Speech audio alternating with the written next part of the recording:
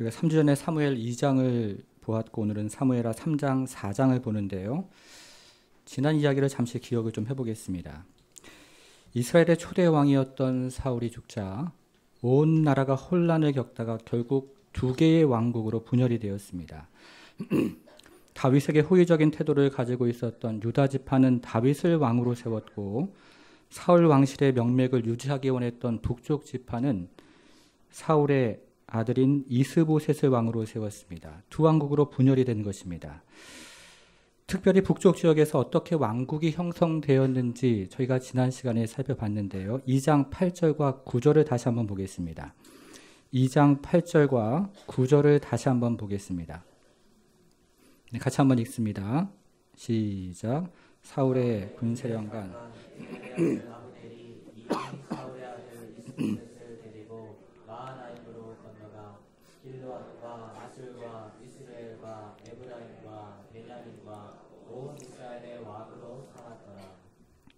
여기서는 이름을 기억하셔야 하는데요. 아브넬이라는 이름과 이스보셋이라는 이름을 기억하셔야 합니다. 당시 북쪽 지파의 실권을 장악했던 사람은 사울의 군사령관이었던 아브넬이었습니다. 사울이 죽자 처음 5년 동안을 아브넬이 일종의 군정관 역할을 했던 것입니다. 그러다가 아브넬이 자신의 통치에 정당성을 부여하기 위해서 사울의 아들인 이스보셋을 꼭두각시 왕으로 삼았던 것입니다. 그러니까 북쪽 왕국의 실권을 장악하고 있었던 사람은 아브넬이고 꼭두각시 역할을 했던 사람은 이스보셋입니다. 결국 아브넬의 야심 때문에 두 개의 왕국으로 분열이 된 것입니다. 여러분, 그러면 이 두 개의 왕국은 어떻게 되어갑니까? 오늘 본문으로 돌아와서요. 3장 1절을 보겠습니다.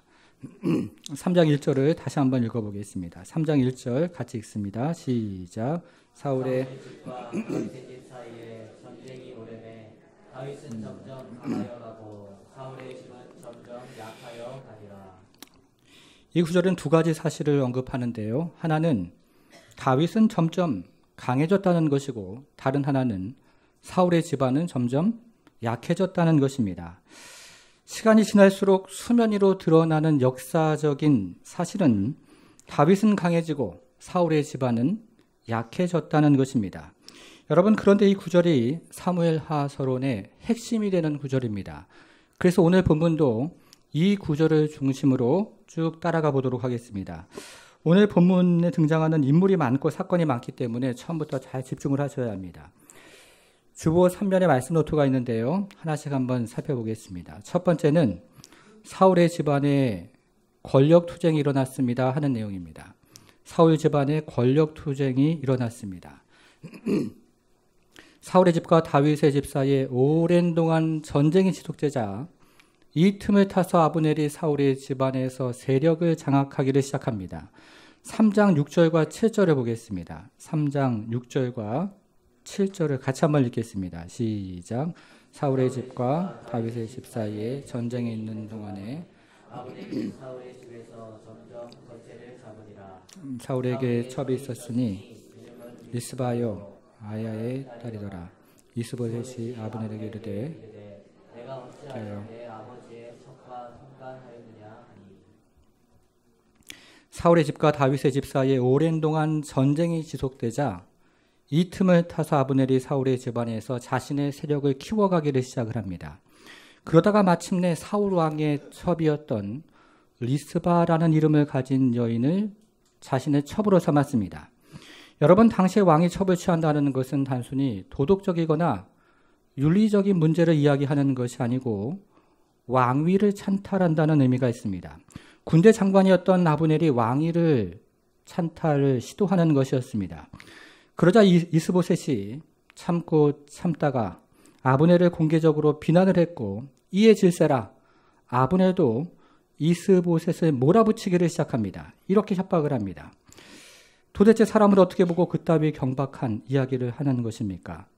내가 오늘까지 당신의 아버지 사울의 집과 그 형제들에게 은혜를 베풀어서 당신을 다윗의 손에 넘기지 않았거늘 감히 나를 공개적으로 비난을 하다니 얼토당토 않습니다. 나는 더 이상 참지 않겠습니다. 이제 당신이 왕으로 있는 나라를 다윗에게 넘기겠습니다. 그리고는 실제로 아브넬이 다윗에게 전향을 합니다. 먼저 아브넬이 사자들을 보내서 온 이스라엘을 다윗에게 돌리겠다고 정치적인 협상을 벌입니다. 그리고 북쪽 지파의 주요 인사들을 설득을 하기 시작하는데요.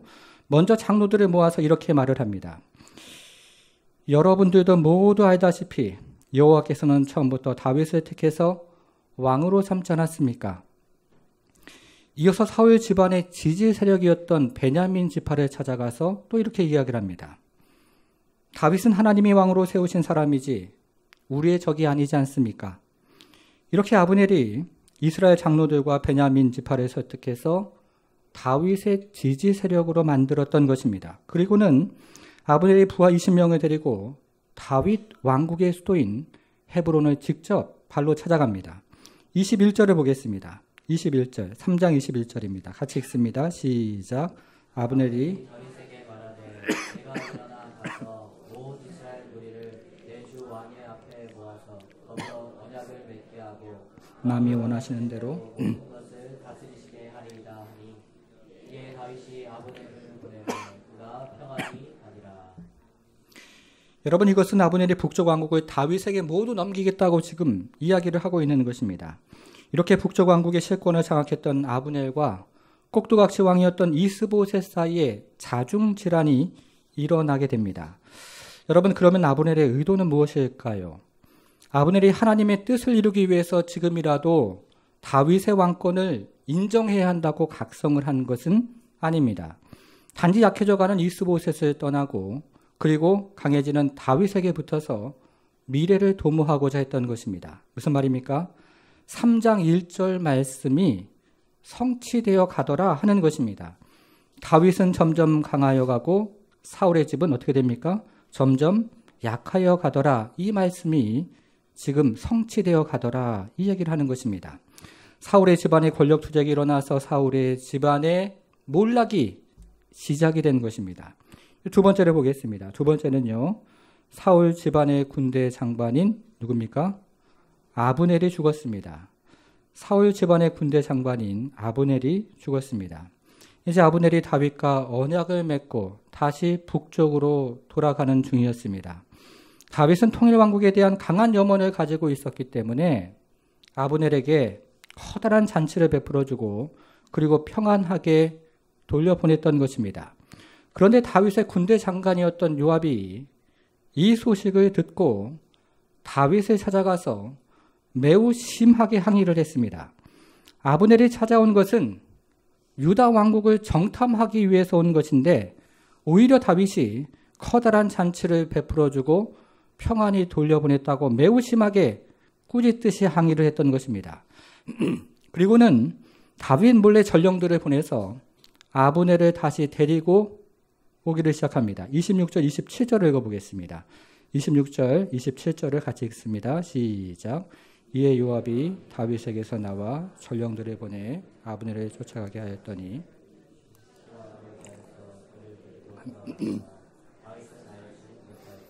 아브넬이 헤브론으로 돌아오매 조용히 말하는 듯이 그를 데리고 성문 안으로 들어가 거기서 배를 찔러 죽이니 이는 자기의 동생 아사엘의 피로 말미암으니라.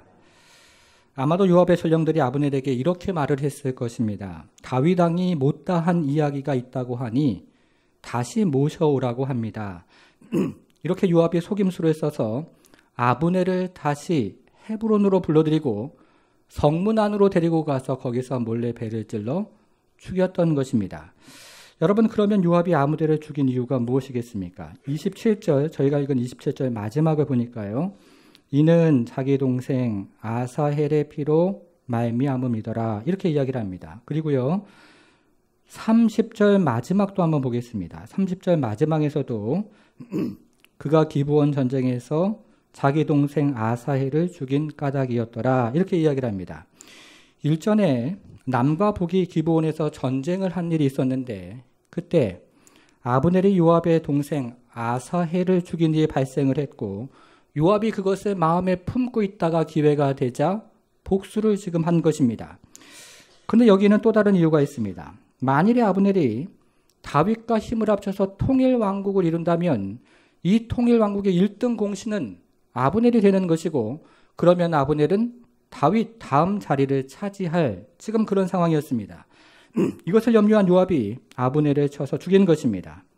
이렇게 요압은 다윗에게 충성을 다하는 것 같으면서도 실제로는 자신의 야심과 감정에 따라 행동을 하는 사람이었던 것입니다. 다시 한번 권력 투쟁의 과정에서 아브넬이 살해를 당한 것입니다. 무슨 말입니까? 3장 1절 말씀이 계속해서 성취가 되어 가더라, 그 이야기를 하는 것입니다. 다윗은 점점 강하여 가고 사울의 집은 점점 약하여 가니라.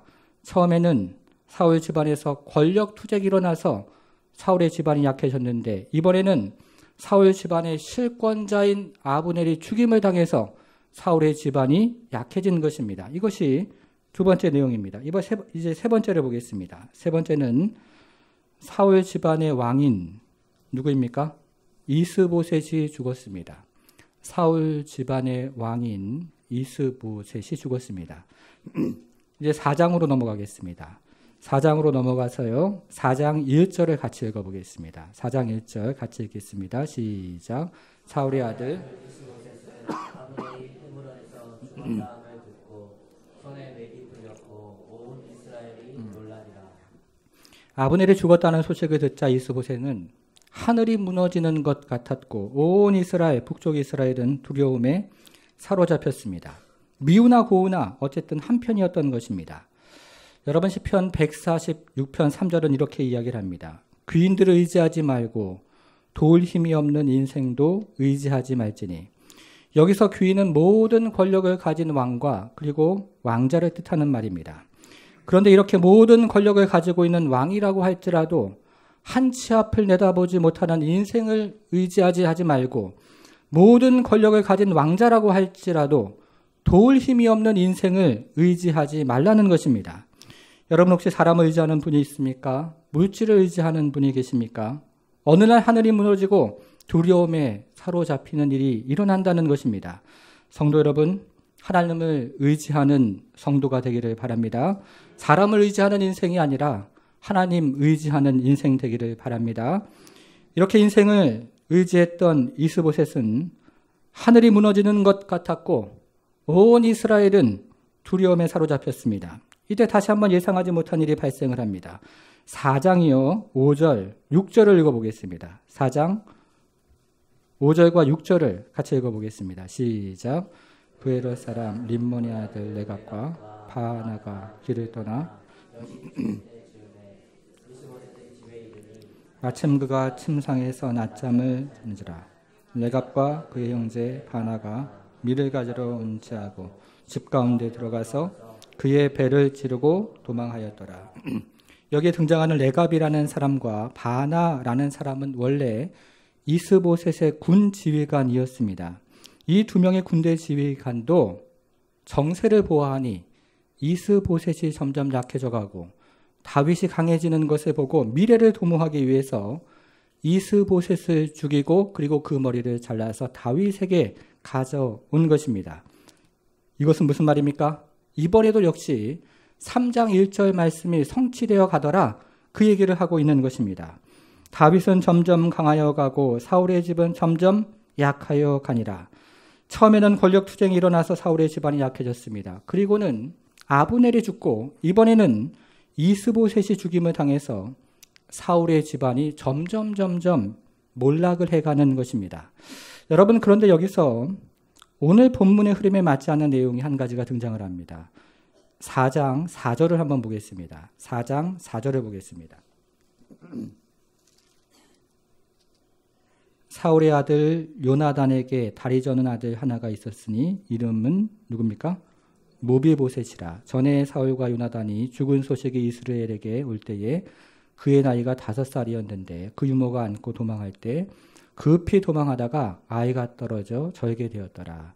오늘 본문은 다윗이 점점 강해지고 사울이 점점 약해지는 이야기인데 갑자기 요나단의 아들인 모비보셋에 대한 이야기가 등장을 합니다.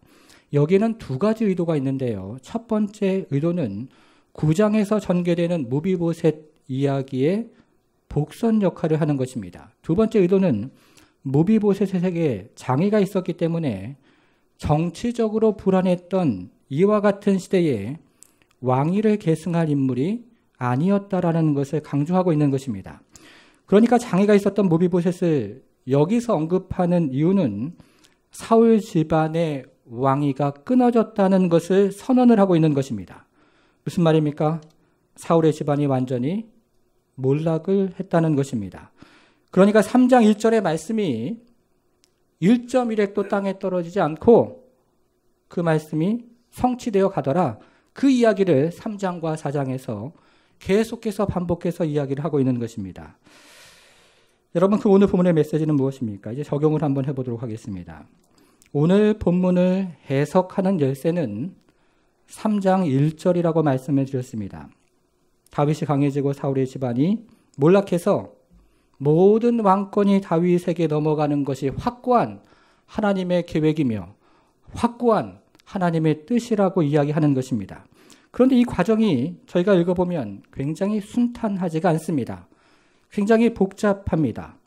권력 투쟁이 일어나고 음모와 술수가 판을 치고 심지어는 복수와 살인이 발생을 합니다. 아브넬은 하나님의 뜻이 무엇인지를 알았지만 개인적인 야망을 채우기 위해서 다윗을 대적하기도 하고 때로는 다윗의 편으로 넘어오기도 합니다. 이것은 요압도 마찬가지였습니다. 요압은 다윗에게 충성을 다하는 것 같으면서도 실제로는 자신의 야망과 그리고 감정에 따라 행동하는 사람이었습니다. 하나님의 말씀이 성취되는 과정이 매우 순탄하지 않다 하는 것입니다. 이제 이것을 다윗의 입장에서 생각을 해보겠습니다. 이제 다윗의 눈앞에는 통일 왕국이 그 앞에 있었습니다. 북쪽 지파의 실권자인 아브넬이 20명의 사신을 데리고 와서 베냐민 지파의 뜻을 전달하고 장로들의 뜻을 전달을 했습니다. 온 이스라엘의 뜻을 전달하면서 이렇게 말을 했습니다. 다윗 왕이시여, 제가 온 이스라엘 무리를 모아서 왕과 언약을 맺을 터이니 왕은 마음에 원하시는 대로 모든 일을 다스리소서. 이제 모든 일이 순풍의 돛을 단듯이 진행이 되었습니다. 다윗은 할렐루야를 외쳤고 두 손을 들고 하나님을 찬양했으며 이제 무릎을 꿇고 하나님을 경배하기를 시작합니다. 이제야말로 다윗을 향한 하나님의 뜻이 온전히 성취되는 시점이었고 이제야말로 다윗이 온 이스라엘의 왕이 되는 시점이 바로 눈앞에 있었던 것입니다. 그런데 이때 전혀 예상하지 못한 일이 발생을 합니다. 다윗의 군대 장관이었던 요압이 아브넬을 살해한 것입니다. 북쪽 대표인 아브넬이 사신들을 데리고 와서 성공적으로 통일회담을 마치는 시점에 요압이 아브넬을 헤브론에서 살해하는 일이 발생을 했던 것입니다. 여러분, 대부분의 소문이 그런 것처럼 이 소문도 부풀려지고 또 부풀려져서 퍼져나갔을 것입니다. 아마 이렇게 얘기했을 것입니다. 여보게나, 다윗과 요압이 사전에 모의를 해서 아브넬을 죽였다는 소문이 사실인가? 이런 소문들이 아마 사방으로 퍼져나갔을 것입니다. 처음에는 그럴 리가 없다고 믿었던 사람들도 어느 시점에 소문에 귀를 기울이기를 시작합니다. 이제 북쪽 사람들은 커다란 분노를 일으키게 되었고 남쪽 사람들은 의심의 눈초리로 다윗을 바라보기를 시작합니다. 여러분, 만일에요, 우리나라 대통령이 통일회담을 하기 위해서 평양을 방문했는데 거기서 살해되는 일이 발생을 했다고 생각을 해보십시오. 그 일이 어떻게 되겠습니까? 이제 모든 사람들이 의심의 눈초리로 다윗을 바라보기 시작한 것입니다. 여러분, 이런 상황에서 다윗의 마음은 어땠을까요? 3장 39절을 보겠습니다. 3장 39절을 같이 한번 읽어보겠습니다. 3장 39절 같이 읽습니다. 시작. 내가 기름 부음을 받은 왕이 되었으나 너는 약하여서 스라의 아들인 이 사람들을 제어하기가 너무 어려우니 여호와는 악행한 자에게 그 악한 대로 갚으실지로다. 여러분, 여기서 오늘 약하여서라는 말의 표시를 한번 해보겠습니다. 이 말은 오늘 본문에 등장하는 다윗의 심정을 가장 적절하게 표현한 말인데요. 당시에 누가 보아도 왕인 다윗은 약해 보였고 그리고 군대 장관이었던 요압은 강해 보였던 것입니다. 그래서 요압은 자신의 마음에 들지 않는 일이 생기면 언제든지 다윗의 방문을 박차고 들어와서 소리를 높이며 격렬하게 따지고 심지어는 다윗의 뜻에 반하는 것인 줄을 알면서도 아브넬을 살해했던 것입니다. 이것이 오늘 약하여서라는 다윗의 고백입니다. 여러분, 그런데요, 이것은 이 땅을 살아가는 성도의 고백이기도 합니다. 이 땅을 살아가는 성도는 종종 요압과 같은 사람을 만나기도 합니다. 일터에서 요압과 같은 사람을 만나기도 하고 심지어는 교회에서도 요압과 같은 사람을 만나기도 합니다. 그런데 성도의 힘은 약하고 요압의 힘은 강합니다. 그래서 요압이 자신의 마음에 들지 않는 일이 생기면 언제든지 성도를 찾아와서 방문을 박차고 들어와서 소리를 높이며 격렬하게 따지기도 하고 심지어는 복수를 하기도 합니다. 그래서 성도의 심령의 깊은 곳에는 이렇게 이야기합니다. 오늘 내가 약하여서라는 고백을 하는 것입니다. 이 땅을 살아가는 성도가 오늘 본문의 다윗처럼 약하다는 것입니다. 그런데 이때 다윗의 고통이 깊어지는 또 한 가지 이유가 있습니다. 여러분, 이런 일이 발생하면 하나님이 어떻게 해주셔야 합니까? 하나님께서 즉각적으로 개입을 해 주셔야 합니다. 하나님께서 즉각적으로 섭리해 주시고 하나님께서 즉각적으로 역사해 주셔서 이런 일들을 처리해 주셔야 합니다. 요압을 혼내 주셔야 합니다. 그런데 하나님이 잠잠하다는 것입니다. 하나님께서 개입하지도 않고 하나님께서 섭리하지도 않으며 하나님께서 역사하지도 않는 것 같은 느낌을 강하게 받는 것입니다. 하나님이 잠잠하다는 것입니다. 이것이 이 땅을 살아가는 성도의 실제적인 경험이기도 하고 그리고 다윗이 경험했던 실제적인 고백이기도 합니다. 그래서 오늘 본문의 배경으로 하는 시편 109편 1절은 이렇게 이야기를 합니다. 나의 찬송하는 하나님이여 잠잠하지 마옵소서. 나의 찬송하는 하나님이여 잠잠하지 마옵소서. 무슨 말입니까? 하나님이 잠잠하다는 것입니다. 하나님께서 즉각적으로 개입하셔서 다윗의 기도 제목, 다윗의 문제를 해결해 주셔야 하는데 하나님께서 등장을 하지 않는다는 것입니다. 여러분, 실제로 오늘 본문인 사무엘하 3장과 4장을 읽어보면 오늘 본문에는 하나님이 등장을 하지 않습니다. 다윗은 한 번도 하나님을 향하여 말하지도 않고 하나님에 대하여 말하지도 않습니다. 다윗의 군대 장관이었던 요압도 한 번도 하나님에 향하여 말하지 않고 하나님에 대하여도 말하지 않습니다.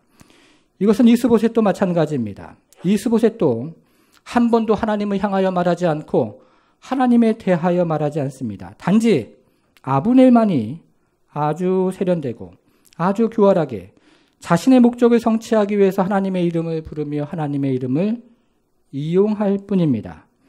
2장을 포함하면 무려 71절이 진행되는 동안 하나님이 개입했다는 이야기가 성경에 전혀 등장을 하지 않습니다. 여러분, 이때 다윗은 어땠을까요? 다윗은 연약함을 경험할 뿐만 아니라 하나님의 부재를 경험합니다. 권력투쟁이 일어나고 음모와 술수가 판에치고 복수와 살인이 일어나는 세상에서 다윗은 연약함을 경험하고 그리고 하나님의 부재를 경험하는 것입니다. 이때가 광야 시절보다 어쩌면 더 어려운 시간이었을지 모르겠습니다. 여러분, 그런데요, 이것은 예수님의 경험이기도 합니다. 예수님이 공생애를 마치고 십자가에 돌아가실 때 예수님은 연약함을 경험할 뿐만 아니라 하나님의 부재를 경험하십니다. 그래서 예수님께서 나의 하나님, 나의 하나님, 어찌하여 나를 버리셨나이까? 라고 울부짖으셨던 것입니다. 이것을 저 멀리서 미리 보여주는 사람이 지금 오늘 본문에 다윗이었던 것입니다. 여러분, 그러면 하나님은 무엇을 하고 계십니까? 성도가 고난 당할 때 하나님은 무엇을 하고 계십니까? 미국의 스탠퍼드 대학교에 월터 미셸이라는 교수가 있는데요. 이런 실험을 했습니다. 아이들의 눈앞에 아주 달콤한 과자를 달아두고 이 아이들에게 15분을 기다릴 수 있는지를 실험을 했습니다. 15분을 기다리라고 이야기를 하고 15분을 기다리면 15분을 기다린 아이에게는 2배의 과자를 주겠다고 약속을 했습니다. 여러분, 이 15분이 짧은 시간일까요? 긴 시간일까요? 짧습니까? 깁니까? 어른 입장에서 보면 짧은 시간이고요. 아이들 입장에서 보면 매우 긴 시간입니다.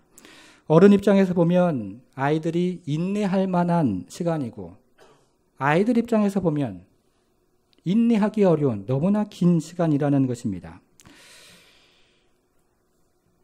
결국 어떤 아이들은 15분을 기다려서 2배의 과자를 받았는데, 많은 아이들은 15분을 기다리지 못해서 과자를 약속이 있음에도 불구하고 2배를 주겠다고 이야기했는데도 불구하고 다 먹어버렸던 것입니다. 이후에 이 교수는 이들을 2그룹으로 분류해서 이들의 성장 과정을 추적을 했습니다. 결과는 15분을 기다린 아이들이 사회성이나 학업 성취도에서 월등했다는 것입니다. 무슨 말입니까? 어른들의 시계와 아이들의 시계가 다른 것처럼 하나님의 시계와 인간의 시계가 다르다는 것입니다. 여러분, 오늘 본문에 나오는 모든 사람들은 단지 인간의 시계만을 들여다봅니다. 그래서 15분이 너무 길다고 조바심을 내면서 이쪽 편으로 붙기도 하고 저쪽 편으로 붙기도 합니다. 15분의 시간이 너무 길다고 조바심을 내면서 인간의 야망을 따라 행동을 하기도 하고 인간의 감정을 따라 행동을 하기도 하는 것입니다. 그래서 과자를 따먹고 선악과를 따서 맛있게 먹는 것입니다. 오늘 본문에 등장하는 모든 인간들은 인간의 시계만을 들여다보고 있는 것입니다. 그러나 오늘 본문을 통해서 하나님께서 우리에게 주시는 하나님의 음성은 하나님의 시계가 있다 하는 것입니다. 우리 보기에는 시침도 없어 보이고 분침도 없어 보이고 초침도 없어 보여서 그래서 움직이지 않는 것 같지만 오늘 본문은 우리에게 하나님께서 계획하시고 하나님께서 성취하시는 이 하나님의 시계가 분명히 존재한다 하는 것을 이야기하고 있는 것입니다. 여러분, 하나님의 시계는 결국 어떻게 됩니까? 오늘 마지막 구절이 4장 12절인데요. 여기서 딱 한 구절만 넘겨서 5장 1절을 보겠습니다. 5장 1절. 5장 1절을 같이 한번 읽어보겠습니다. 시작.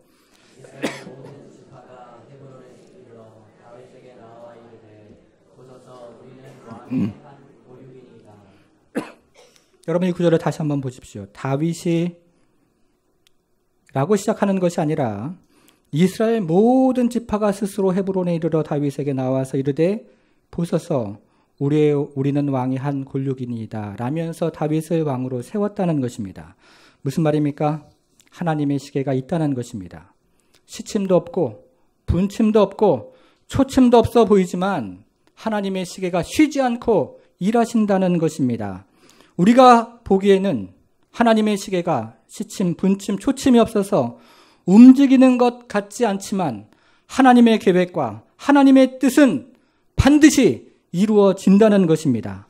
성도가 연약할 때에도 하나님의 시계가 역사하는 것이고 심지어 하나님이 느껴지지 않을 때에도 하나님의 시계는 멈추지 않고 움직인다는 것입니다. 성도가 고난받는 그 고난의 현장에서도 하나님께서는 여전히 성도를 위해서 때로는 성도가 모르는 사이에 움직이고 역사하시고 하나님의 시계가 종을 치는 그 순간에 하나님께서 성도에게 최고의 것으로 갚아주신다는 것입니다. 하나님께서 우리의 연약함을 아시지만 우리에게 가장 좋은 것을 주시기 위해서 기다리신다는 것입니다. 하나님께서 우리의 생각을 아시지만 우리에게 가장 좋은 것을 주시기 위해서 인내하시며 하나님께서 지금도 커튼 뒤에서 역사하고 계신다는 것입니다. 그것이 다윗의 인생이고 그것이 오늘 본문에 보여지는 하나님께서 주시는 선물이며 그리고 그것은 다시 예수 그리스도의 십자가의 은혜라고 이야기를 하고 있는 것입니다. 성도 여러분, 우리가 살아가는 세상에는 두 개의 시계가 있습니다.